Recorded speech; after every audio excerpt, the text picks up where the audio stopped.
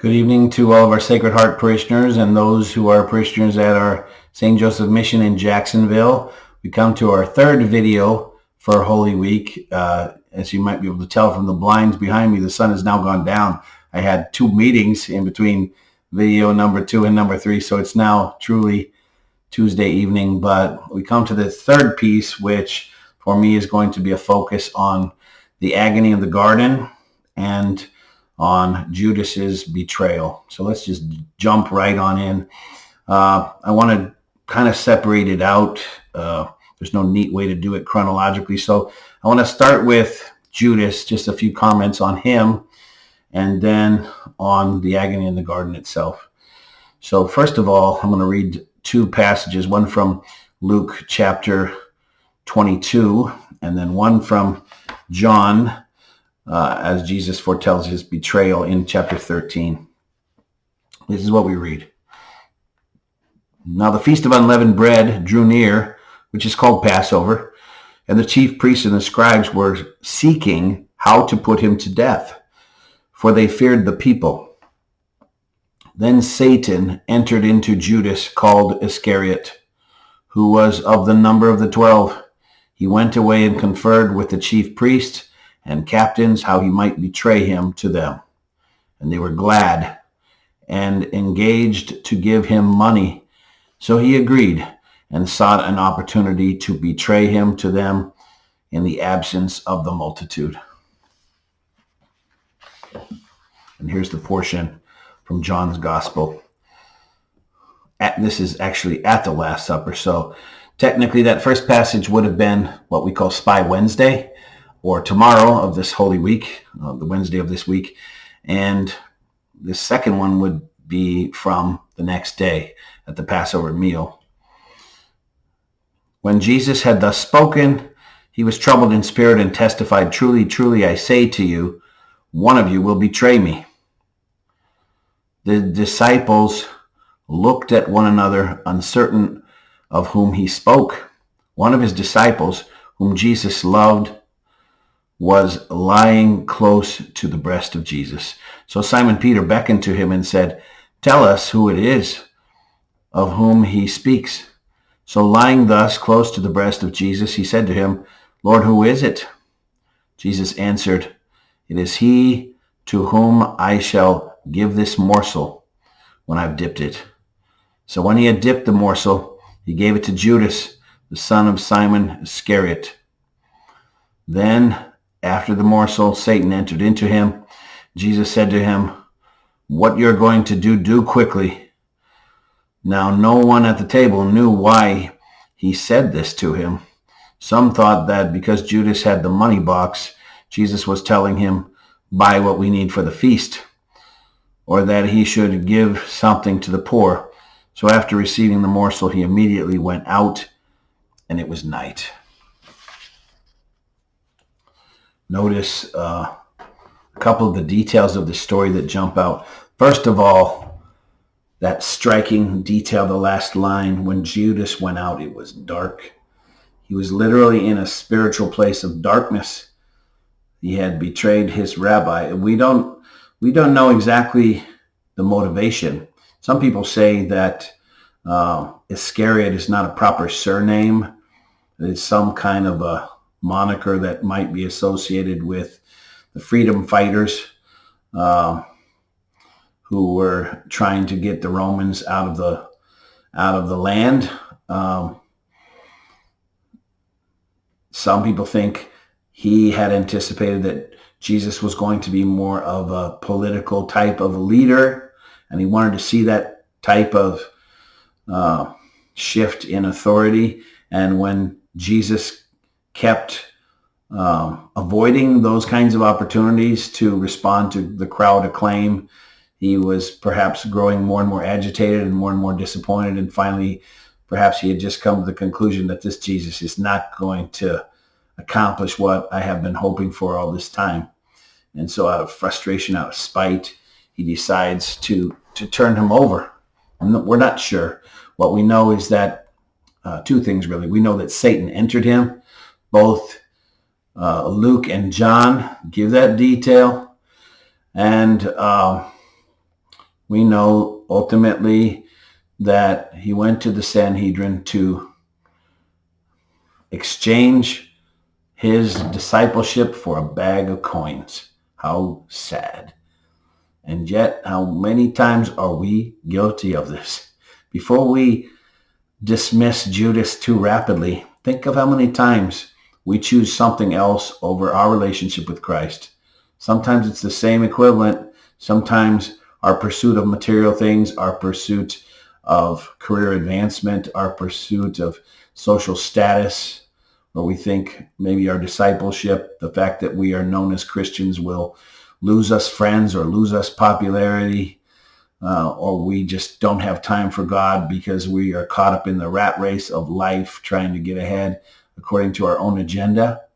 All of those scenarios and more, those are essentially us exchanging Jesus for a bag of coins. In this case, there's a significance to the coins themselves, by the way. They're 30 silver denarii that he is given. If you go back and search the law of the Jews, this amount of money was arrived at as a way of insulting Jesus.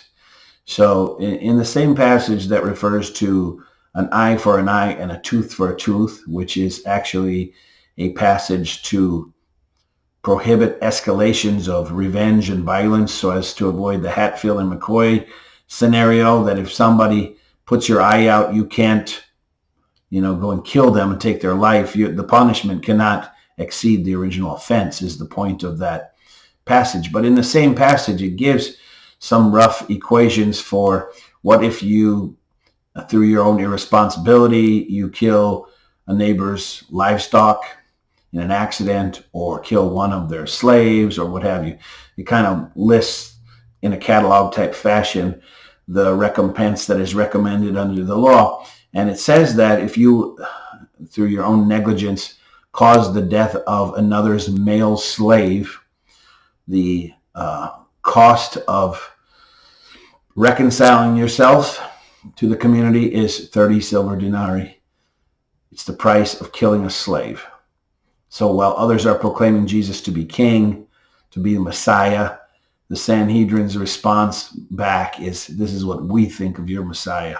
He's nothing more than a slave. So we will recompense you according to that opinion. And Judas takes that exchange. Very sad. Ultimately, we know that he also hangs himself. And one of the things that was pointed out in the conference, in this particular portion, was led by Dr. Tim Gray. He points out that there is a parallel to an Old Testament figure named Ahithophel. Ahithophel was a counselor of King David back in the time of the first coup attempt, when one of his sons rises up to try and take David's place. Rather than finding himself in a fight with his own son, even though it's unjust what's happening, King David decides to pack up his stuff and flee the city of Jerusalem, essentially surrender the city over to his son and go and once again live off the land like he did under King Saul's time, in the hopes that God will justify him, will bring justice on his behalf. And one of the people who betrayed him with the son is this man named Ahithophel. There's a psalm, I believe it's Psalm 55, where the psalmist, we presume is David, he said, if an enemy had done this to me, if an enemy had mocked me or betrayed me, I could have taken it. I could have withstood it. But it was you, my friend, who walked with me in the temple. That is why this thing hurts so bad. It's a psalm about betrayal from a friend. And Ahithophel was that sort of person. So as David flees the city and he crosses through the Kidron Valley up the Mount of Olives, he looks back on the city and he cries, looking at it. It should call to mind a scene we just talked about in the last video when Jesus looks on the city and cries in the same place on the Mount of Olives. In David's case, he's crying because of the betrayal of Ahithophel. Jesus, perhaps among the things he was considering is the future betrayal by Judas. And with those same words, if an enemy had done this to me, I could have taken it, but it was you, one of my disciples, who betrayed me. That's a broken heart, even to the very end, when Judas betrays him with a kiss. It's a terribly painful image that Jesus was giving him the opportunity to apologize or to reconcile himself even to the very end, and he refused. Instead, he gives in to ultimately to despair and hopelessness, which is the language of Satan, the enemy. Something for us to always be mindful of. If you feel discouragement, if you feel despair, if you feel a loss of hope, that's always the enemy who's attacking. In his case, because he's cut himself off from Jesus, he's essentially cut himself off from grace. He cast the coins away. The exchange was a poor one. It's kind of like Adam and Eve exchanging a piece of fruit for their eternal life. It's not a good exchange. But there's a new detail. There's actually two details that come to mind for me about this passage. One of them has to do with now going to the agony in the garden. I had a chance to visit this place, and you could see it in the picture I showed in the last video, but the place where they went, we're told in Scripture that this is a place that Jesus frequently visited. So we imagine that year after year, as he went to Passover, he would go to this garden place. What I didn't know was that this was not just an added escape from the event of Passover. It's literally a part of the ancient Passover rite itself. It's an indispensable portion of the celebration. The Jewish people, when it came to the Passover meal, they were instructed to not to begin dining until after dark. It was pointed out in this conference, in an age of electricity, we don't often think about how electricity affects our dining schedule, but in the age before that, and all you had was candle and fire, the practice was normally to eat dinner before sundown, when you could see what you're eating and see what you're preparing. The Passover meal was different. It was specifically instructed that they wait until sundown and they celebrate this meal by candlelight. And when they were done, they were supposed to go out and meditate in the garden. Liturgically, this is symbolized by Holy Thursday night. At the end of that liturgy, we do a Eucharistic celebration. Eucharist, Jesus processes away from that place to an altar of repose where people can exercise Eucharistic adoration for a time. Usually the customary time is until midnight. But what I didn't know is that there are specific instructions. Part of the tradition is that this place of adoration be set up with greenery. And the greenery is supposed to signify the Garden of Gethsemane, that you're going to a garden place to reflect and to keep vigil. Why? Because if you go all the way back to the original Passover, the first Passover meal, it's very fascinating. This is a thing that goes along with the 10th plague. As you recall, Moses is being instructed one after another to bring these plagues upon the Egyptians until the Pharaoh agrees to let them go to worship in the desert and finally to drive them from his land so that they can be free. But the 10th and final plague, and all these plagues, by the way, represent Egyptian gods that are symbolically slain by Yahweh, one after the other. The 10th plague is the death of the firstborn, and particularly the Pharaoh's firstborn.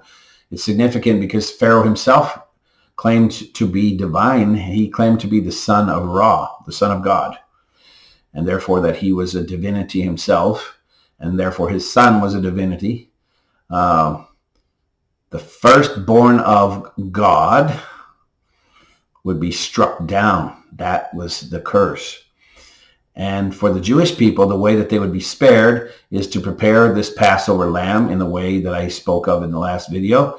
A 1-year-old male lamb, spotless with unbroken limbs, cooked in a certain fashion, shared with a certain number of people so there would be no remains. But once the meal was completed, and that included, by the way, unleavened bread, and you had to consume the meal in order to be included in this covenant promise, just as today we consume the Eucharist to be included in the covenant promise. Afterwards, a detail that I was not familiar with is that the Jewish people were instructed actually to go out in their gardens. You know, they were celebrating in their home. I imagine in their backyard or in their courtyard or whatever, they would have a gardened area.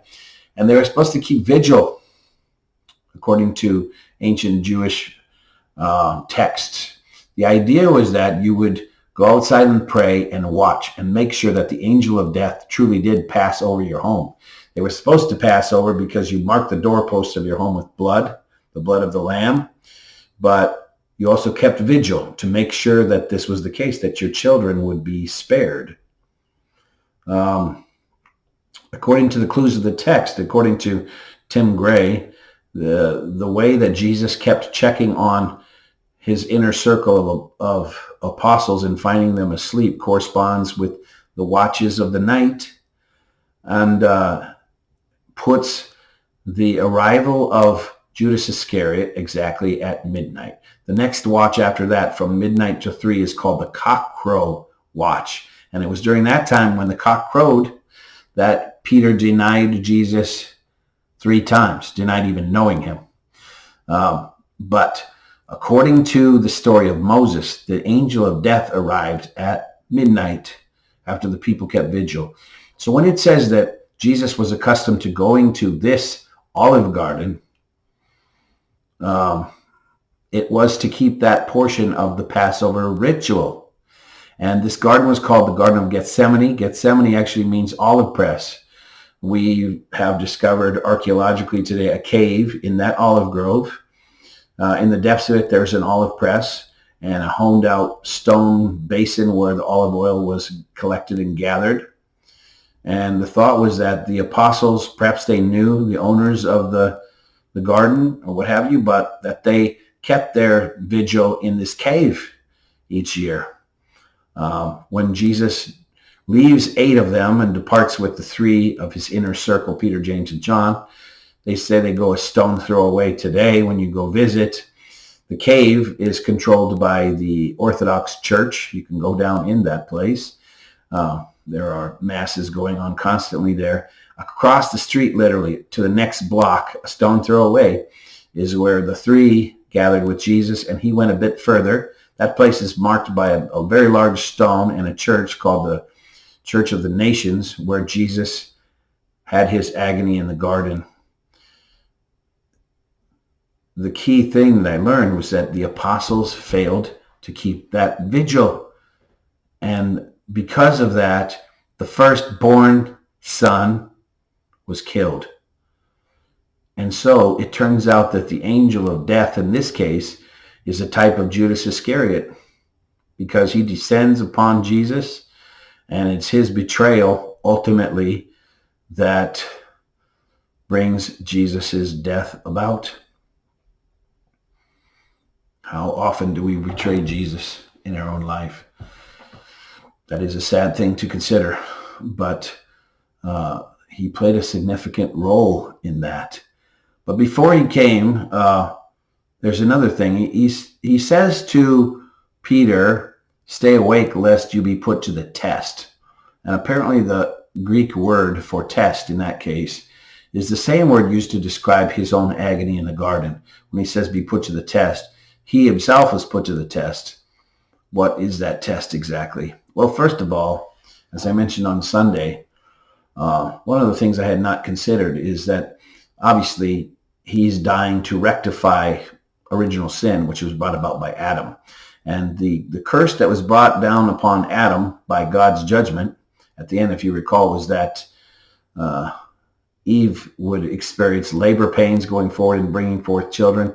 And for Adam, he would toil by the sweat of his brow, and the fruits of his labor would bring forth only thistles and thorns from the ground.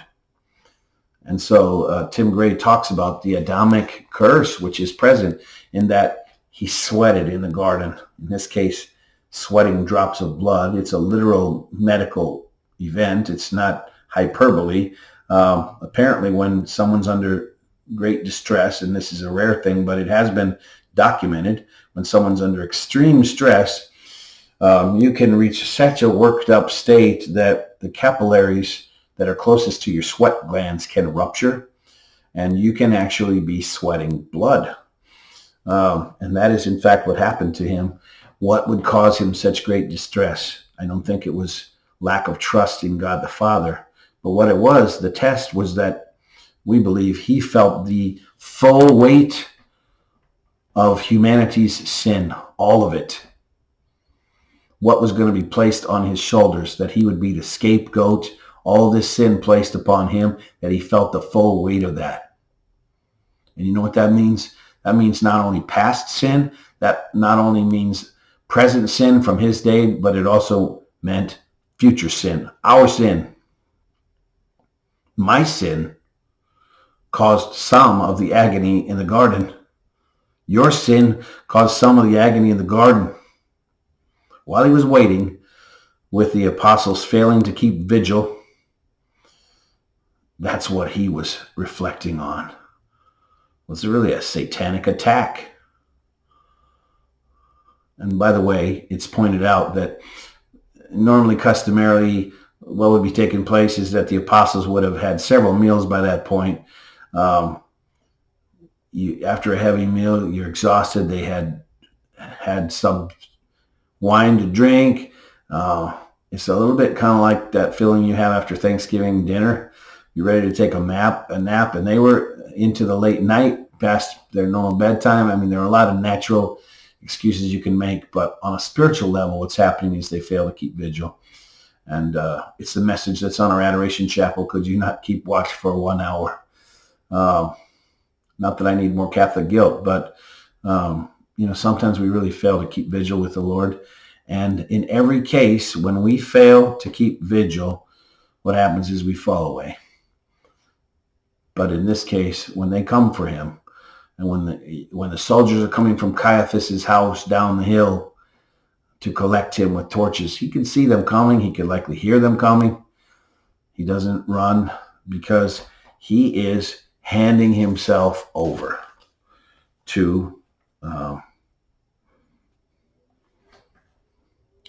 complete the mission he was sent for, to be obedient unto the cross.